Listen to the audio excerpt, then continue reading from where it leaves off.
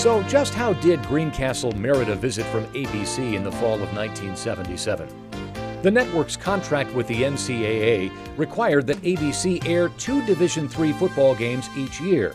They'd shown Baldwin Wallace versus Wittenberg earlier in the fall, and this season was just about over.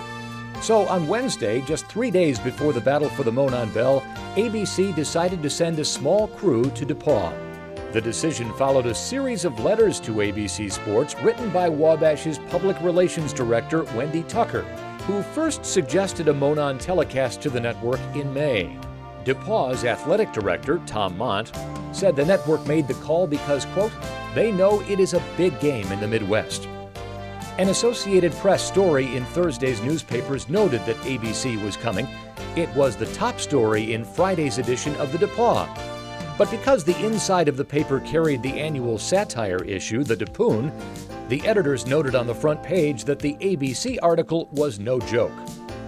Another front page piece announced that President Richard Rosser planned to step up security for the game, saying the university intended to, quote, put our best foot forward.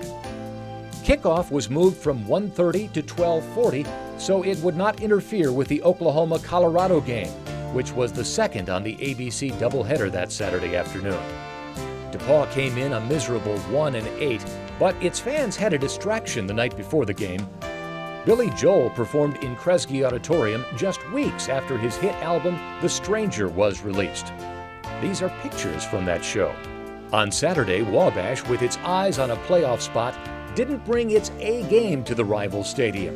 But you'll have to watch and see what happens. No spoilers here.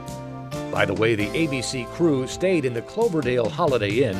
When the weekend was over, an assistant producer was quoted as saying, I really don't want to leave this place. Rick Forzano, the former Detroit Lions head coach who provided color commentary during the game, later wrote DePauw, you were just great to all of us, calling his visit to West Central Indiana a super 3 days. At the conclusion of Monon Weekend, President Rosser complimented DePauw students on their behavior. In a letter printed in the DePauw, he wrote, I think we all can be very pleased and proud with the events of last week. These tapes can take us back in time and help us relive that Saturday in 1977. Enjoy the game.